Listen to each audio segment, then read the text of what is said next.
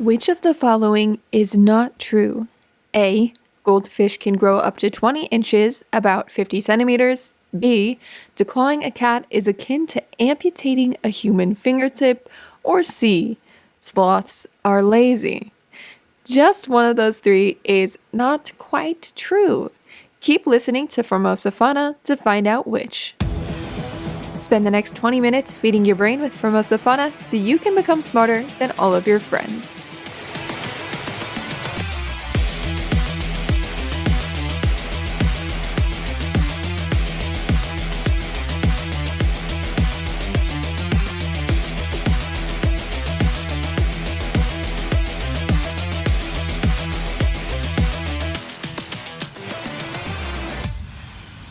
Every Friday is Formosa Fauna Friday. Hello, I'm Tristan Hildebrand, the voice of Formosa Fauna. I love animals and I love talking about them. If you're even remotely curious about the animal kingdom, you're in the right place. On today's agenda, we're going to talk about Taiwan's beekeeping in VR, cat training, koi fish, and sloth day, and so much more. So let's dive right in. Imagine slipping on a headset and suddenly you're standing beside a buzzing beehive. Yet there's no danger of stings, no protective suit required. In this virtual space, you can gently lift the hive cover, peer inside, search for the queen bee, harvest honeycomb, and even scrape off wax caps, all guided step by step. That's the promise of a bold new program launched in Taiwan, turning the art of beekeeping into a mixed reality adventure designed to teach, inspire, and protect. In Miaoli, the District Agricultural Research and Extension Station has unveiled this cutting-edge training tool aimed especially at beginners who might find the real-world apiary daunting. After all, opening a hive and harvesting honey is truly no small feat.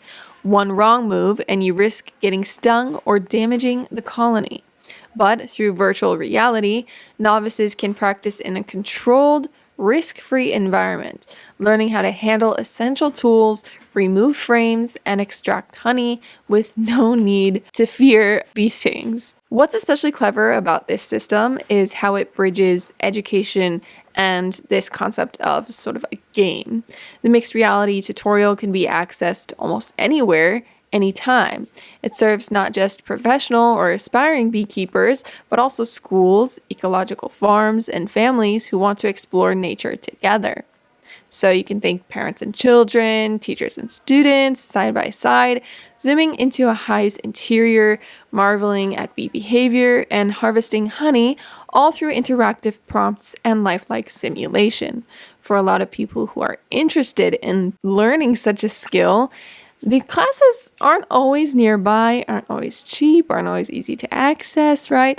And this just opens up so many more opportunities for so many more people. Officials behind the project hope it will do more than just teach techniques, though. They see it as a gateway to nurturing the next generation of apiarists. By offering an immersive, fun, and safe route into the world of bees, they believe more people will dare to try beekeeping, grow appreciation for pollinators, and strengthen ecological education across Taiwan, as reported on by Taiwan News. In a world where technology often feels distant from the natural world, this virtual beekeeping initiative offers a middle ground. You step deep into nature, but all the while not leaving your room, and all the while potentially in the future contributing back to the environment.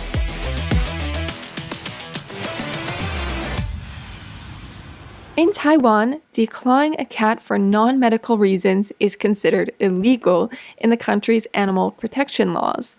After hearing what I have to say about declawing today, which is actually not common knowledge, you'll be surprised that Taiwan is actually one of the few places that does outlaw it. For example, in the United States, only 4 states have outlawed it so far. Just this month, California enacted Assembly Bill 867, having officially banned the declawing of cats unless medically necessary. The legislation prohibits veterinarians from performing declawing procedures for what they say non-therapeutic reasons, such as cosmetic purposes or to prevent scratching. The bill was introduced by Assemblymember Alex Lee and passed with unanimous support in both the California Assembly and Senate. Declawing, or, there's a fancy word for it if you'd like to learn it. It's spelled onychectomy.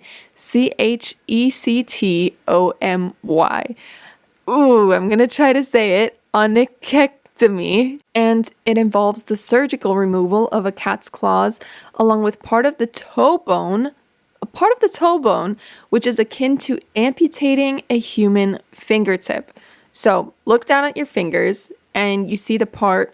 You have two knuckles, two bending parts on your fingers, right? So just take a look at your index finger, for example. You see the part below the nail, and then you see a line, a crease, where that first part bends. As far as I'm understanding, it would be akin to chopping your finger off just below that top crease, just below that first part that bends, because that would assure that the nail would not grow back. It's scary to think about, right? The procedure can also lead to immediate and long-term physical and behavioral complications, including pain, infection, lameness, and changes in walking patterns. Declawed cats may also experience behavioral issues such as increased aggression, litter box avoidance, and biting, according to Humane World for Animals. I know specifically about litter box avoidance because as the paws are healing, as their little fingers are healing, it's an open wound, right? And then if they step into a litter box, it's very grainy. It can get stuck there and it does not feel good. It's like a bunch of rocks, a bunch of pointy objects on their wounds.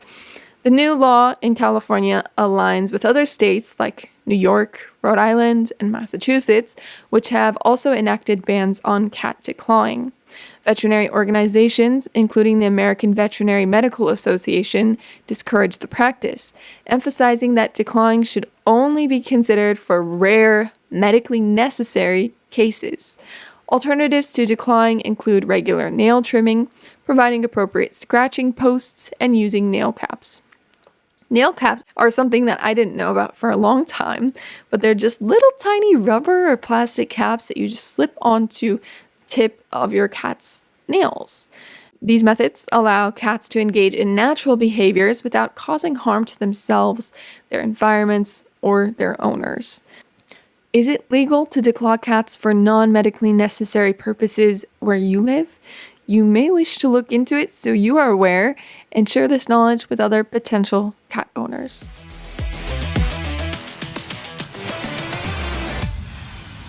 In 2023, Taiwan had approximately 1.31 million pet cats, making cats the second most popular pet in Taiwan.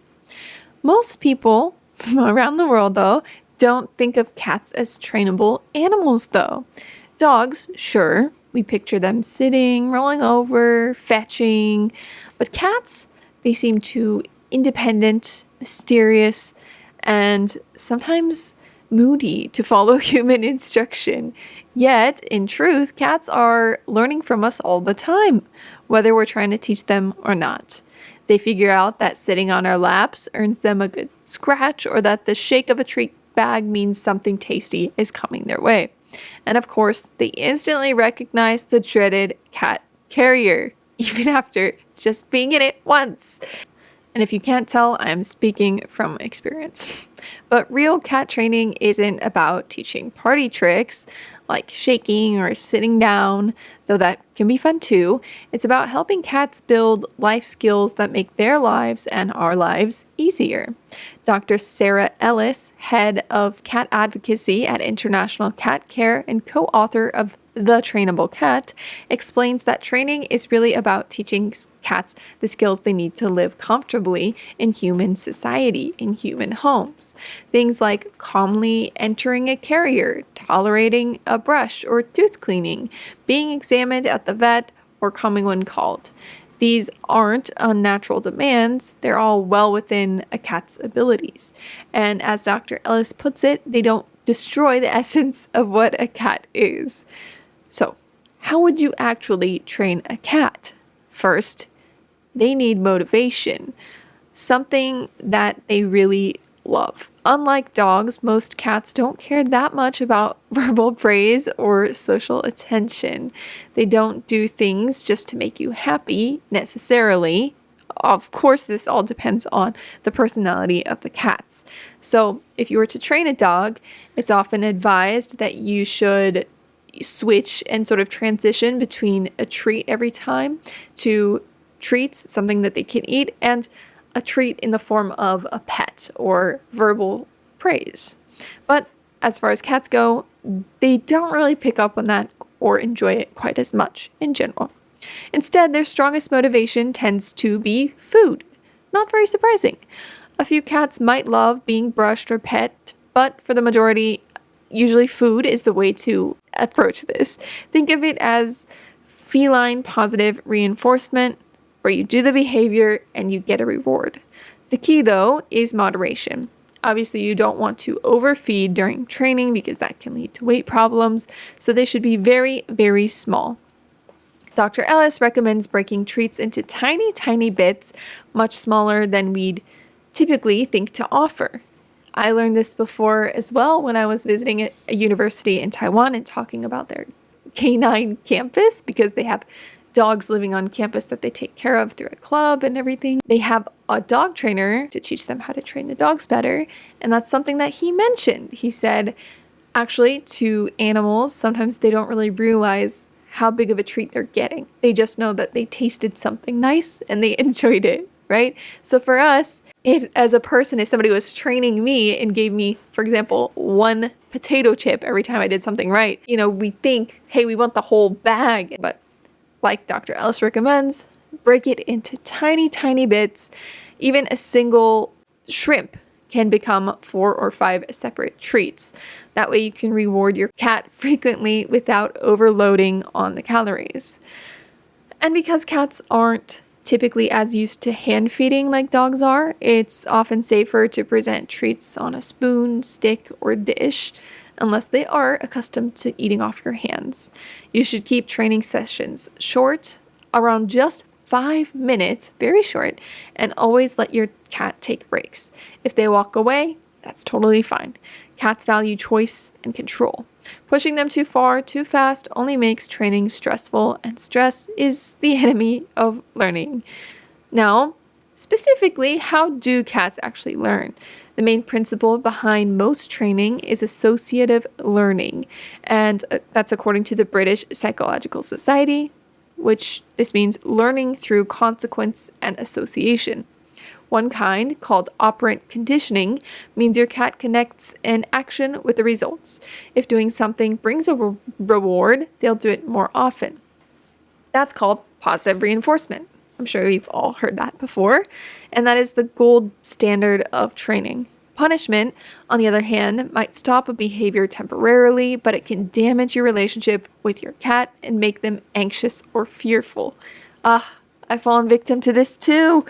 And it's whenever I see one of my cats attacking the other one. I don't know why she does it, and I haven't figured it out yet, but I will run in and I will I'll run towards her, make a loud noise to try to catch her attention, and she thinks I'm trying to attack her. I've never attacked her, will never attack her, but it has made her very anxious and fearful, especially if I sort of unknowingly run towards her. Yeah, it's not good. But, for example, if you were to spray a cat with water to stop them from jumping on the counter, it might seem effective in the moment, but it doesn't teach them what to do instead. A better approach would be to offer a cat tree or a high perch nearby and reward them for using it. Over time, they'll naturally choose the rewarded behavior. It's all about setting them up for success. Cats also learn through what's known as classical conditioning, so associating one thing with another. Just like Pavlov's dogs learn to salivate at the sound of a bell, cats can learn to associate the sight of their carrier with a pleasant experience instead of fear. This is called counter-conditioning. You might start by bringing out the carrier, then immediately offering your cat a bit of tuna. Over time, the carrier becomes a predictor of treats. not vet trips. The key is consistency. The scary thing must always predict the good thing. So you do have to act preemptively and just start ahead of time. Can't wait till the day of, or you're going to stress everybody in the household out. Training cats takes a lot of patience, small steps, and a good sense of humor. You can use techniques like capturing, where you wait for a behavior to happen naturally and reward it, luring, where you guide your cat with a treat, or shaping, where you reward little progressions toward the full behavior. At the end of the day, cat training isn't just about control, it's about communication. It builds trust, confidence, and a stronger bond between you and your feline companion. When you use rewards, patience, and understanding, you're not just teaching behaviors, you're speaking your cat's language, and that's a conversation worth having. Right, Daniel? Thank you for that. Very cute.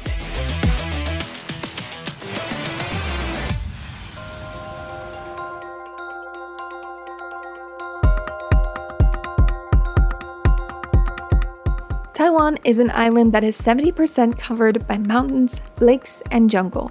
Taiwan's early connections to the Pacific and Southeast Asia are well established and are the basis for seeing Taiwan as an ocean nation.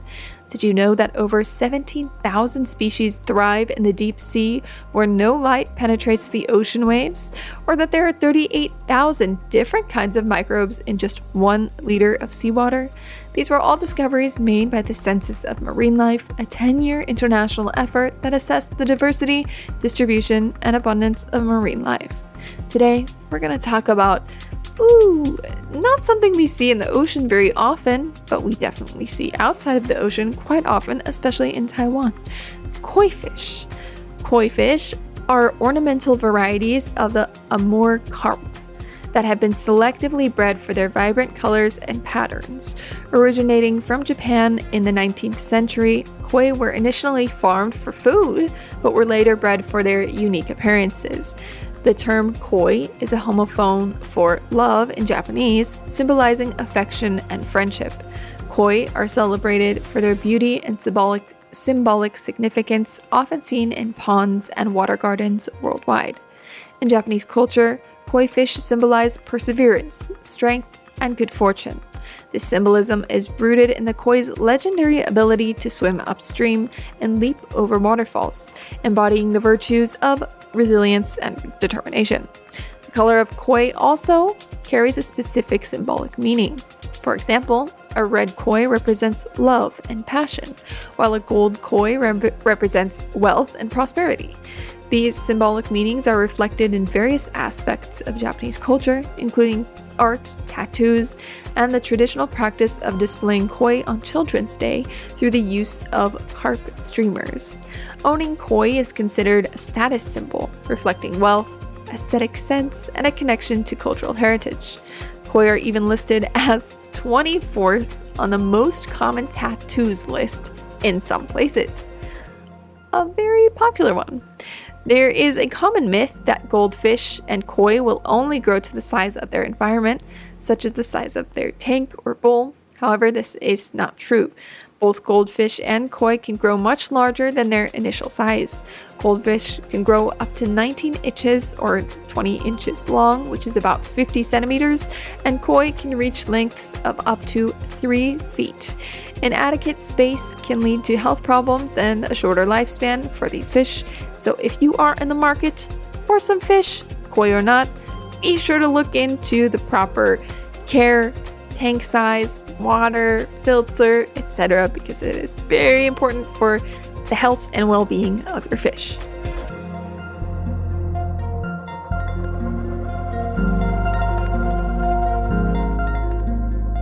Making it to the end of an episode makes you a Formosa Fauna friend. See you next time for Formosa Fauna Fridays here on Radio Taiwan International.